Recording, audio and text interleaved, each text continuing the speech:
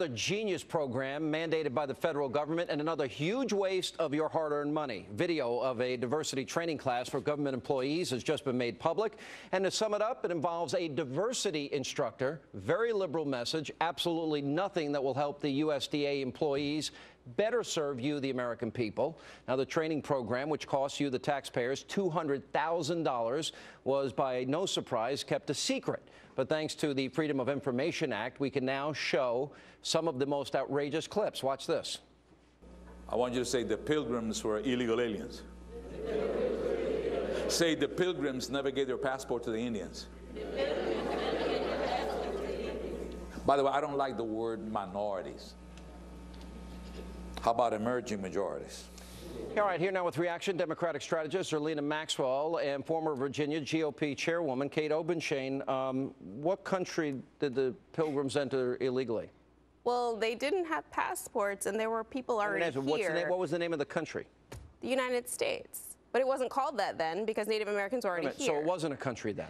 The country didn't exist? Well, I think that what he's trying to say is that he's trying to put it in historical context. And a lot of people don't realize that, you know, Christopher Columbus didn't necessarily discover America. I'm sorry to break it to you. Oh, good grief. All right, all right, let's just stay focused on one thing. Hey, I'm Native American.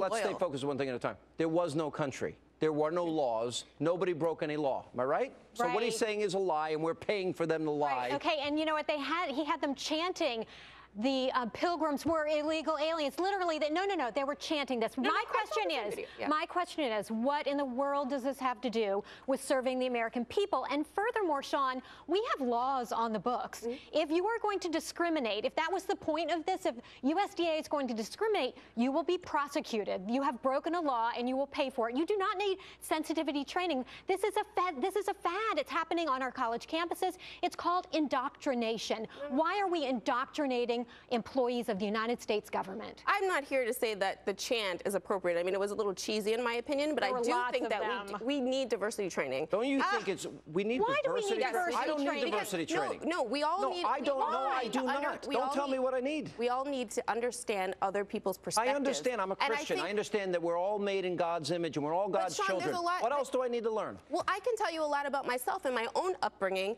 and you would be able to understand where I'm coming from. How about we include the perspective of, say, conservative women in this diversity training? How about Christians? How about people with traditional approaches on college campuses? They are mocked, belittled, and derided. I could tell you some experiences I've had, but I don't want to. I want to talk about things that are important. I want the United States government to serve the taxpayers, not to try to change people's perspectives. No, but I don't think he's changing perspectives. One of the things that he's trying to do. One of the things that you he's trying to indoctrinate. No, he's not. Yes, he is. No, he's not. That's when he talks about emerging majorities, he's just stating something that the 2010 census, discovered as fact. Emerging majorities means that we're all going to need to understand. Really, I don't see what's the point of $200,000, and that was just $200,000 for this particular company. It's happening all over the United States government, and you know what, frankly, Sean, it's tearing us apart. It's turning people into victims. You know what they did? They mocked and belittled white men. They had this session where he made fun of them, where they felt like they were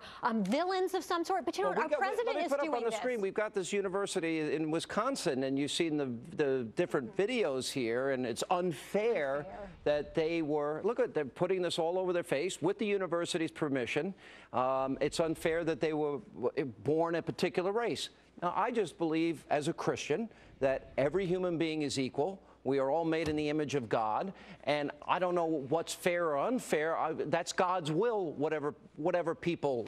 I'm also a Christian, and I agree with me that everyone is created equal, but not everybody is treated equally. And so I think that what's the idea of putting it's unfair that they are a particular race? That's insane. Because a lot of times, a lot of people are like, well, I don't see race, but that's only when you're coming at it from the perspective of the default, which is a white male patriarchal structure. You know what? People are allowed to think what they want. They're allowed to say what they want in most places, but they can't on college campuses where they actually have listen to me. They have free speech zones. No, excuse me. They have free speech zones on college campuses. If you stand inside that, you may say what you want. You step outside and you're bound by speech codes. Because we got to take a break. Guys, good to see you both.